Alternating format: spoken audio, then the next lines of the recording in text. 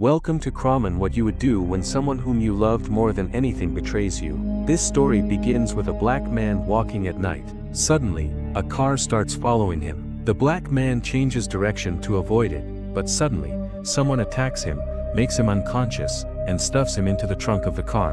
In the next scene, we see a couple, Chris and Rose. Chris is nervous today because Rose is taking him to meet her parents for the first time. Rose tells him that she has never had a black boyfriend before. Hearing this makes Chris more nervous. But Rose reassures him that her family is really nice and that his being black won't matter to them. They pack their stuff and leave for Rose's house. On the way, Chris wants to smoke, but Rose throws his cigarette out of the car and explains that smoking is not good for health. While driving, a deer suddenly crashes into their car. They stop the car and inform the police. A police officer, who is white, arrives and asks Chris for his ID. Rose gets angry at the officer because she feels he is discriminating against Chris just because he is black. The officer backs off, and afterward, they reach Rose's house. Rose's parents are very happy to meet Chris. Her father, Dean, shows Chris around the house. Chris notices that their gardener, Walter, and their maid, Georgina, are both black. He finds it odd that they've kept black people as house help. Dean explains that Walter and Georgina were actually his father-in-law and mother-in-law's caretakers. After their deaths, they decided to keep them as part of the family. Dean then shows Chris his wife Missy's office. Missy is a psychiatrist, and Dean himself is a neurosurgeon, a doctor. Dean also shows Chris a photo of his own father, who once raced in the Olympics but lost to a black man. Dean adds that color or race doesn't matter to him and even jokes that if Obama runs for the elections a third time, he'd vote for him. Later, they all sit down for tea. During the conversation, Chris shares that his mother died in a car accident. Missy notices Chris's hand trembling while drinking tea and figures out that he's addicted to smoking. Missy offers to hypnotize him to cure his addiction, but Chris smartly avoids the offer. Soon after, Rose's brother Jeremy arrives, and everyone sits down for dinner. However, Jeremy starts behaving strangely towards Chris and even challenges him to a fight. Dean scolds Jeremy and asks him to stop. Rose also gets angry because her family is behaving so weirdly. Chris tries not to take things to heart. Later that night, Chris can't sleep, so he steps outside to smoke. But as soon as he steps out, he looks ahead and sees Walter running towards him at full speed, which scares Chris. But suddenly, Walter takes a sharp turn and runs in a different direction, which seems very strange. Right after that, Chris notices Georgina, who is staring at herself in the mirror in a very odd way. Chris finds it quite weird and then goes inside the house, where he meets Missy. She asks Chris to sit with her and starts asking about the night his mother died. However, Chris doesn't want to talk about that night at all. Meanwhile, Missy is holding a cup and a spoon and keeps stirring the spoon inside the cup repeatedly. Even though Chris doesn't want to, he keeps answering Missy's questions. Actually, Missy hypnotizes Chris using that cup and spoon. Chris's body becomes completely paralyzed, and he can't even move. Eventually, Chris reaches a condition where he can hear everything Missy says but can't do anything. He feels like he's falling into a dark place. Then, Missy tells him to close his eyes. The next morning, Chris wakes up startled in his bed, feeling like he had a bad dream. That day, Chris again sees Georgina looking at herself strangely in the mirror. Later, when Chris meets Walter, Walter talks to him very oddly. Despite being young, he talks like an old man. Walter even asks Chris how his hypnosis session with Missy went. This makes Chris realize that what happened last night wasn't a dream. He was really hypnotized. Chris immediately tells Rose about it, saying that her mom hypnotized him last night, and now just thinking about smoking makes him want to puke. In the next scene, we see a party at Rose's house with many rich white people attending. They all greet Walter warmly. Among so many white people, Chris feels very uncomfortable. Most of them ask him racist questions, while some women even compliment his body. Amidst all this, Chris spots another black guy who seems like him. The guy introduces himself as Logan. He's dressed like an old man, and his wife is a white woman much older than him. Then Chris meets a man named Hudson, who praises Chris's photography and tells him that he once wanted to be a photographer too, but he's blind. After meeting everyone, Chris heads to his room. As soon as he leaves, everyone's expressions change. In his room, Chris sees that someone has unplugged his phone from the charger, and this keeps happening repeatedly. He suspects Georgina. Later, Georgina apologizes, saying it happened accidentally while cleaning. Chris forgives her but also tells her that seeing so many white people around makes him nervous. Georgina responds that all of them are good people and smiles, but while smiling, tears roll down her eyes, which looks very strange. After that, Chris calls his friend Rod and tells him everything, how they hypnotized him and made him quit smoking. Rod warns Chris to leave immediately because he feels they are trying to hypnotize him and turn him into a slave. But Chris doesn't take it too seriously.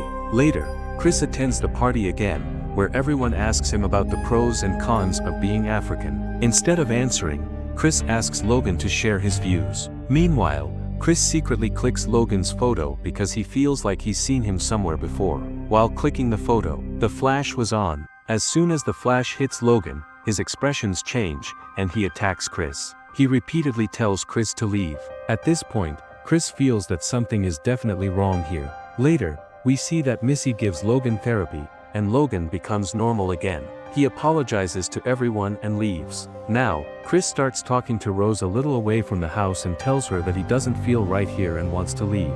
Rose agrees with him and tries to make him feel relaxed. On the other hand, we see that an auction is taking place. But it's not just any auction, it's Chris's auction. People are bidding on Chris, and Hudson ends up buying him. After this, Chris and Rose return, but by then everyone has left. Chris goes home and sends Logan's photo to his friend Rod. Rod tells him that this man isn't Logan, but Andre, whom they saw at a party. Logan is actually the same person who was kidnapped at the beginning of the movie. Rod also tells Chris that Andre has been missing for the past 6 months. Just then, Chris's phone gets disconnected, and Rose arrives. Chris tells her they need to leave immediately.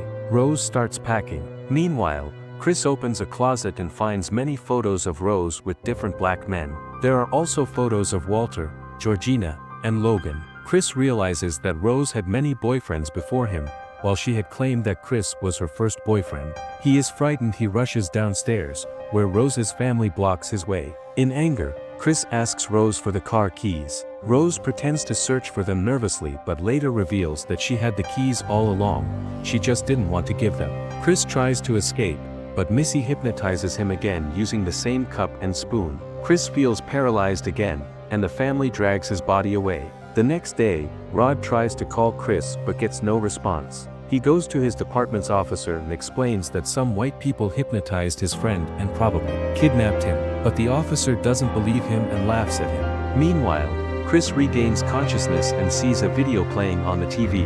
It's of Rose's grandfather, who explains how their family discovered a scientific method called the coagula procedure that allows them to transplant a person's brain into another person's body. The video also shows the cup and spoon, and seeing them, Chris becomes paralyzed again. The next morning, Chris wakes up and sees Hudson on the TV, the same man who bought Chris in the auction. Actually, Rose's family had found a way for rich white people to transfer their brains into younger bodies once they grew old. First, they hypnotized the young person, making him lose control over his body. Then, Dean, who was a doctor, transplanted the old person's brain into the young body. During this process, the young person's mind became numb. The same thing had been done with Logan, Walter, and Georgina, which is why they were all behaving strangely. Now, Hudson's brain was going to be transplanted into Chris's body. That's why Hudson bought Chris. Chris sees the same cup and spoon again and gets hypnotized. Meanwhile, in the other room, Dean starts preparing for Hudson's brain operation. And now Jeremy approaches Chris and starts to untie him, but just then, Chris attacks Jeremy and knocks him unconscious because Chris had stuffed cotton in his ears. That's why he didn't get hypnotized by the sound of the cup and spoon. Now, when Dean also starts approaching Chris, at that moment, Chris attacks Dean with a deer's antlers and kills him. As Chris heads outside, he sees Missy, who rushes to grab her cup and spoon, but Chris breaks them and then attacks and kills Missy too. After that, when Chris is about to leave, Jimmy attacks him, but Chris kills him as well. Next, we see that Rose is in her room listening to music and looking at pictures of her next target on her laptop. Meanwhile, Chris takes a car and tries to escape, but Georgina suddenly comes in front of the car, and Chris, feeling pity for her, lets her sit inside the car. But now we find out that Georgina and Walter are actually Rose's grandmother and grandfather. Their brains have been transplanted into these bodies. Georgina regains consciousness and attacks Chris, screaming that he killed her entire family. Amidst the struggle, the car crashes into a tree, and Georgina, the grandmother, dies there. By this time, Rose also arrives with a gun. Just then, Walter, who is actually Rose's grandfather, attacks Chris. But Chris quickly flashes his phone's light at Walter, and just like what happened with Logan earlier, Walter momentarily returns to his real self. Walter then takes the gun from Rose and shoots her before killing himself. Rose is now lying on the road, badly injured and writhing in pain. She asks for help from him, but Chris wants to kill her. Then the police arrive. But it turns out it's not the regular police, it's Chris's friend Rod. Chris leaves with Rod, and the story ends here. The name of this film is Get Out, and it was released in 2017. Its IMDb rating is 7. Please like the video and subscribe to the channel.